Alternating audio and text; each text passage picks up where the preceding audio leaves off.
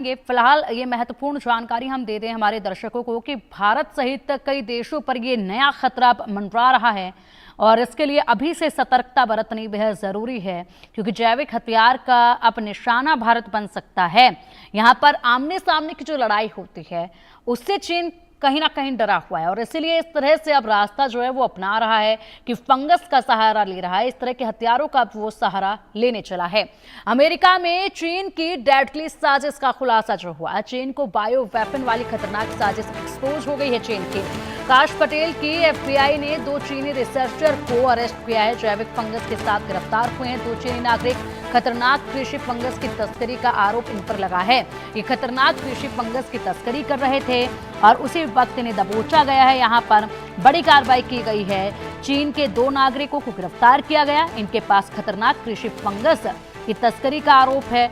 ये कोई आम फंगस नहीं है, बल्कि ऐसा जैविक फंगस है जो फसलों को भारी नुकसान पहुंचा सकता है। गिरफ्तार दोनों लोगों के पास से फ्यूजेरियम नामक एक फंगस मिला है। यह एक खतरनाक बीमारी फैलाने वाला फंगस है जो खासकर गेहूं और जौ की फसलों को बर्बाद कर सकता है। इससे न केवल फसलें खराब होती हैं बल्कि अनाज भी जहरीला हो सकता है।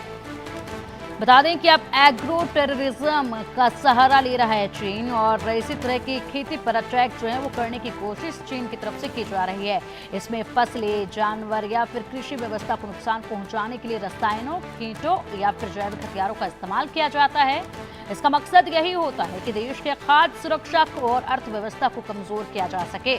और अब देश की अर्थव्यवस्था पर अटैक करने की ये पूरी एक रणनीति जो है वो चीन की देखी जा रही है और इसलिए इससे सावधानी बरतनी होगी, क्योंकि अमेरिका में फिलहाल 2 चीनी नागरिक पकड़े हैं, लेकिन इंडिया में भी सतर्कता जो है वो बरतनी ही होगी।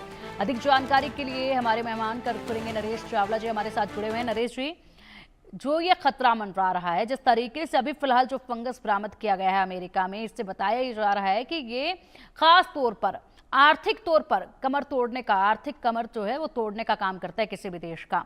तो 2 तरह के, यानी कि इससे हम ये समझ पा रहे हैं फिलहाल कि 2 तरह के फंगस का उपयोग ये लोग करते हैं। एक ऐसा फंगस जो कि सीधा इस तरह के खान पान से इंसान के शरीर में चला जाता है, उसके बाद महामारी जैसी बीमारी का खतरा जो है वो हो जाता है, महामारी का खतरा हो जाता है। और दूसरा होता है कि फसलों का बड़े लेवल पर नुकसान होना, जिससे आर्थिक तौर पर बड़ा नुकसान होना। देखिए, इसमें कोई शक नहीं है कि आजकल कहते हैं everything is fair in love and war. तो जो देश, जो हमारे जो दुश्मन हैं, वो तरह तरह के मेथड अपनाते हैं। बायोलॉजिकल वॉरफेयर पहले भी हम सुनते थे, लेकिन अब ये जो एग्रो टेररिज्म है, जिसमें कि फसलों को तबाह करना, और जो फंगस फसलों को तबाह कर रहा है वो आसपास के किसानों को और वहां के लोगों को भी खराब करेगा। वो कैसे करेगा, कितना नुकसान करेगा, इसकी जानकारी हमें हासिल करना भी बाकी है। लेकिन ये सच है कि अगर फसलें खराब होती हैं तो ऑब्वियसली देश का इकोनॉमी और जो उपज है वो भी खराब होगी और एक राज्य एक कमजोर राज्य बनेगा। तो हमें उसी हिसाब से, अगर हमारा दुश्मन ये विधि विधान अपना रहा है, तो हमारे देश के वैज्ञानिकों को और कृषि डिपार्टमेंट को मिलके पूरी सतर्कता बरतनी पड़ेगी। उस सतर्कता के तहत किसानों को वार्न करना या कोई ना जो पहले कोई ट्रीटमेंट दिया जा सके जिससे कि हम अपनी फसलों को बचा सकें, यह अत्यंत आवश्यक है। उसके लिए मैं समझता हूं कि कोई एग्रीकल्चरल साइंटिस्ट इसको बेहतर बता पाए। बिल्कुल, और इसी के साथ ध्यान यहाँ पर यह भी रखने की जरूरत है कि कुछ बीज जो हैं जो हम विदेशों से सीधे तौर पर लेते हैं, तो ऐसे में वहां पर सबसे ज्यादा रिस्क जो है वो मंडरा रहा है इस वक्त।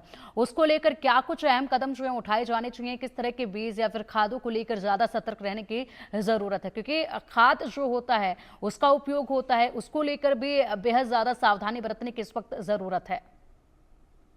आपने बिल्कुल ठीक कहा। बीज कहाँ से आते हैं, इम्पोर्टों के आते हैं, जो हमारे फर्टिलाइजर हैं वो कैसे हम इस्तेमाल करते हैं, इसको बहुत ही गहराई से, जो आज का एग्रीकल्चर है वो पुराने किस्म का एग्रीकल्चर नहीं रहा। आज का जो एग्रीकल्चर है वो मॉडर्न एग्रीकल्चर बन गया है। उसमें नए मेथड्स अपनाए जाते हैं और नए मेथड्स में नई टेक्नोलॉजी अपनाई जाती हैं। हम कई बार हाइब्रिड पौधे भी पैदा करते हैं। तो इसलिए हमें थोड़ा सा सिंपल किसान को पूरी तरह हमें ट्रेन करना पड़ेगा कि ये उसके लिए अच्छा है और ये उसके लिए अच्छा नहीं है। तो उसके लिए मैं समझता हूँ कि बकायदा एक पूरी, एक जैसे कि उनकी हमारे किसानों की बकायदा पूरी ट्रेनिंग होनी चाहिए ये नहीं कि सिंपल बीज बोया, सिंपल पौधा, उपज आ गई और सब कुछ ठीक ठाक हो गया। उससे हमें ऊपर उठ के बात करनी पड़ेगी। तो उसके लिए बाकायदा एक कोऑर्डिनेटेड एफर्ट स्टेट का, एग्रीकल्चर डिपार्टमेंट का, हमारे एग्रीकल्चर साइंटिस्ट का मिलजुल के ऐसा करना पड़ेगा। तो उसी से है हम अपनी फसलों को बचा पाएंगे। बिल्कुल नरेश सर, आपने बिल्कुल सही कहा। और ऐसे में हमारे किसानों को सबसे ज़्यादा इस वक्त ट्रेनिंग दी जानी चाहिए, जागरूक किया जाना चाहिए। कोई भी अगर बीज ले रहे हैं, खाद ले रहे हैं, तो बड़ी ही सोच समझ कर इस तरह की खरीदारी अपनी खेती के लिए करनी होगी, क्योंकि इस वक्त जो है खतरा मंडरा रहा है। ऐसे में सबसे बड़ा सवाल ये भी उत्पन्न होता है यहाँ पर कि क्या भारत में बायो टेररिज्म से निपटने के लिए कोई नेशनल पॉलिसी या फिर टास्क फोर्स को लेकर हम बात करें तो किस तरीके से ये काम करती है, क्या पॉलिसी है, इसको समझना भी इस वक्त बेहद जरूरी है। देखिए, इसमें कोई शक नहीं है, ये जो जिस किस्म का खतरा आजकल आया है, ये पहले हमें नहीं पता था। अभी तक तो हम अपनी जो कन्वेंशनल वॉरफेयर है उससे बचने की ही बातें करते थे। अब लेकिन उसके बाद हम देखते थे कि कैसे जो काउंटर जो हमारे दूसरे किस्म का था, जो घुसपैठ होती थी, उससे लड़ते थे। लेकिन अब हमें लगता है कि नए खतरे को देखते हुए हमें उसके लिए भी तैयार रहना पड़ेगा। और हमें, जैसा कि मैंने पहले कहा, हमें अपने फार्मर्स को, जो इसकी ट्रेडिंग में इन्वॉल्व हैं, जो मंडियों में ट्रेडर्स इन्वॉल्व हैं, उन सबको ट्रेन करना पड़ेगा।